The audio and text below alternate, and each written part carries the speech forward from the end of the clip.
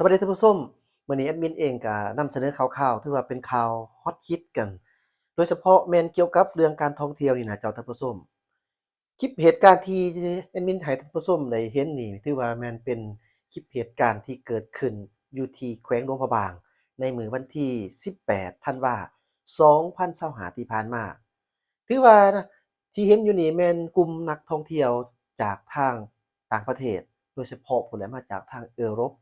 ซึ่งว่าเขาเจ้านี่ได้มาท่องเที่ยวอยู่ที่ประเทศลาวแล้วก็มุ่งหน้าขึ้นไปทางหลวงพระบางเพื่อไปท่องเที่ยวอยู่หลวงพระบาง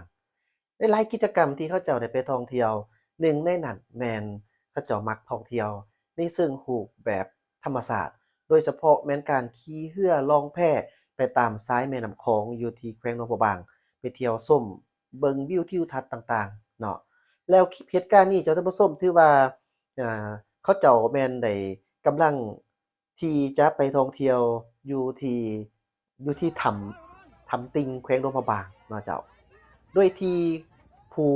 เจ้าของคลิปชื่อกบพรหมจันทร์นี่ก็ได้โพสต์ให้เราได้รับรู้ว่าในขณะที่เรือกำลังแล่นอยู่ลำแม่น้ำคองอยู่หั่นได้เกิดมีน้ำหั้นน่ะเจ้าท่านผู้ชมค่อยๆซึมๆเข้ามาอยู่ท้องเรือ แล้วมันก็ค่อยๆขึ้นไปจนมาถึงบอนผู้โดยสารนั่งนั่นก็คือบอนจุดที่นักท่องเที่ยวนั่งเพราะว่านักท่องเที่ยวกลุ่มนี้แล้วก็หลายๆคนนั่นแหละที่ว่าใส่เรือนี่เป็นลักษณะแบบว่าเป็นเรือโดยสารเด้อเจ้าแต่กี้แม่นเขาเจ้าจะเฮ็ดเป็นเรือโดยสารระหว่างบ้านต่อบ้านแล้วก็ขี่จากตัวเมืองเข้ามาหาทางหลวงพระบางคืออยู่ภาคใต้เฮานี่เฮาก็จะมักเห็นว่าแต่ก่อนเส้นทางมันบ่โอเคปานใดเนาะมันบ่ค่อยสะดวกปานใด แม่นว่าเขาเจ้าจะใส่เรือนี่นะบรรทุกผู้โดยสารหรือว่าลูกค้าเขาเจ้าพร้อมด้วยบรรทุกเขาวทุกหยังเพื่อมุ่งหน้าจากใต้แล้วก็ขึ้นมาหาทางปากเซ่เพื่อมาขายเขาเจ้าฉะนั้นที่เห็นอยู่นี่ก็แม่นเรือแบบเดียวกันเนาะเจ้าเป็นเรือโดยสารต่างแต่ว่าเพิ่นเอามาประยุกต์เฮ็ดเป็นเรือนำเที่ยวก็ถือว่าก็บรรจุผู้โดยสารนักท่องเที่ยวก็ได้หลายคนเติบเจ้าท่านผู้ชมฉะนั้นเมื่อน้ำมันขึ้นเทิงนั่นล่ะได้เฮ็ดให้ น้ำมันเข้ามาหลายเนาะนักท่องเที่ยวก็พากันเตรียมตัว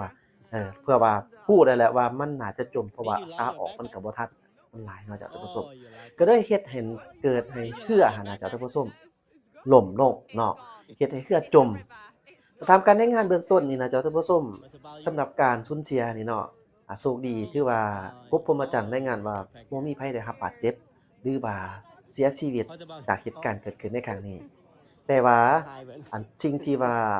มันเสียหั้นน่ะมันก็หักมีเจ้าท่านผู้ชมเช่นว่า1กระเป๋าเดินทางของนักท่องเที่ยวหั้นน่ะก็ถือว่าได้จมลงน้ำเนาะหลายคนเติบเนาะสำหรับกระเป๋านักท่องเที่ยวได้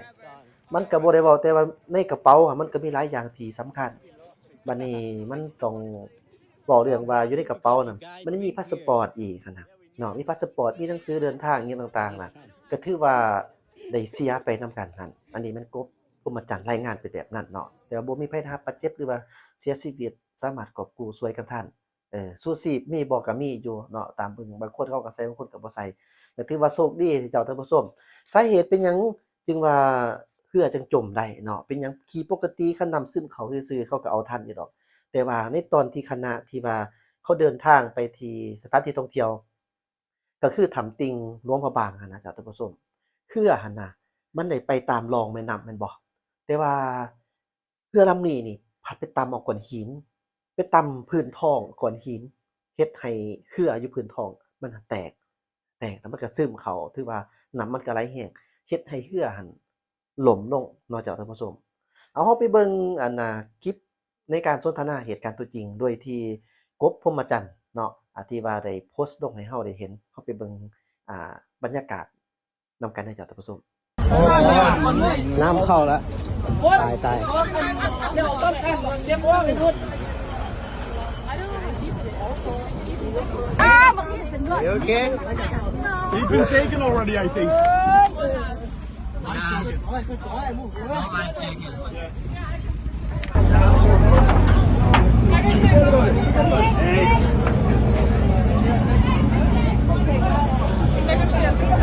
Gọn,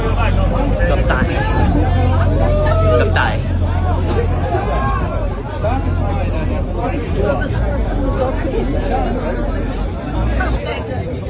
ลองฟังดูก่อนโอ้โหกับตาย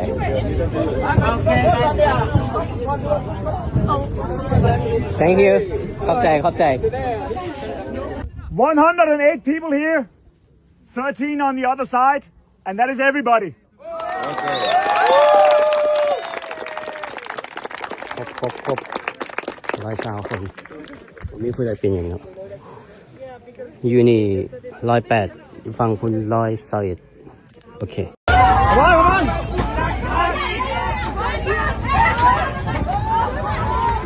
โอ้ตายแล้ว Oh.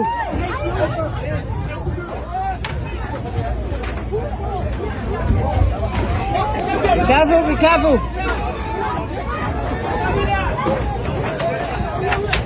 มาโอเค Come on No Yeah Good man Good Okay จมแล้ว โอ้โห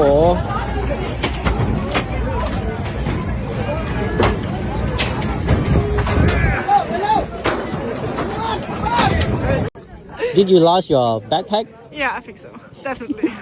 It's What lost. about you? I think also I lost my backpack and I will never see it back. No, I think it's down there. Down.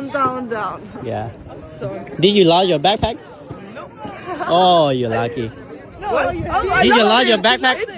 it's gone. It's gone. It's gone. In the river. It's sunk to the bottom. What about you? No. Did you oh, your backpack here. So weird. What about oh, We're Taiwan. Yeah, we are lucky.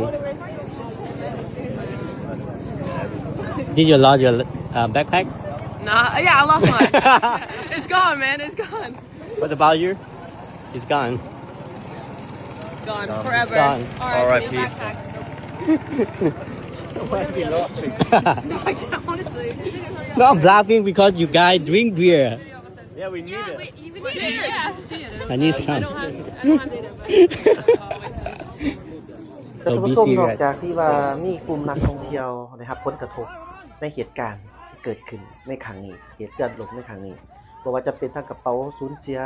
และการในกระเป๋าหันก็มีพาสปอร์ตมีหนังสือเดินทางอย่างต่างๆแล้วนี่คนลาวเฮาเองนี่โดยเฉพาะแม่นพี่น้องลาวสูงเฮานี่เนาะพี่น้องชนเผ่าลาวสูงเฮานี่คือว่าก็ได้รับผลกระทบโดยที่ทางกรมพรหมจรรย์ก็ได้เปิดเผยบอกว่าเขาเจ้าได้ประกาศตามหาญาติพี่น้อง2คนเพราะว่ามีเด็กน้อยอยู่ในหันนำตื่นเนาะประกาศตามหาหากว่าได้พบเห็นก็แม่นว่าให้เขามาพัวพันมาหาอย่างประมาณนั้นเจ้าตามหานี่บ่ได้หมายความว่าคนจมน้ำบ่แม่นว่าเจ้าเนาะแต่ประกาศตามหาพี่น้องเพราะว่าหลังจากที่ว่าเรือมันจมยังลงไปแล้วอย่างต่างๆนะก็ขึ้นมาฟังมาหยังแหละนะก็ถือว่าแม่นอยากหาพี่น้องว่าจังซั่นเนาะประมาณนั้นให้รับรู้ยังก็สิประมาณนี้เนาะแหล่งข่าวบ่ได้ระบุละเอียดชัดเจนตื่นว่าโดยสาเหตุอันใดตื่นเนาะว่าเป็นหยังการหาแต่ว่าก็ได้มีเหตุการณ์นี้เกิดขึ้นมาฉะนั้นก็ฝากเนาะสำหรับเรื่องนี้ที่มันเกิดโดยเฉพาะนักท่องเที่ยวที่เขาบ่มีหนังสือเดินทางนะบ่มีพาสปอร์ตอีหยังต่างๆนะฉะนั้นถ้าหากว่ามันตกเสียหายอย่างต่างๆจังซี่แล้วเนาะถ้าหากว่ากระเป๋าอิหยังมันไปฟู่อยู่จุดใดจุดหนึ่งเนาะคือว่ามันสิจมลงเลยบ่ก็บ่ฮู้บางเทื่อมันอาจจะออกไปเนาะมันอาจจะฟู่ยังก็ถ้าหากว่าไม่ให้พบเห็นก็อย่าลืมเนาะเอาส่งเขาเจ้าเนาะเจ้าเพราะว่านักท่องเที่ยวเขาจะต้องการเพียงแต่พาสปอร์ตส่วนใหญ่ในการเดินทางฉะนั้นเป็นไผเห็นเนาะหรือว่ามันไผไปหาปลาไผได้ไปลงมุดปลาล่มอิหยังต่างๆแบบถ้าหากเห็นว่าซั่นซะเพราะว่าจะได้เหตุการณ์นี้ก็อย่าก็ติดต่อหาเขาเจ้าเนาะช่วยเหลือเขาเจ้านะนักท่องเที่ยวเท่าที่เฮาเฮ็ดได้เนาะเจ้าท่านผู้ชมถ้าหากว่าพบเห็นเฮาก็เอาส่งเขาเจ้าพาสปอร์ตเพราะว่ามันสำคัญสำหรับการเดินทางของเขาเจ้าหลาย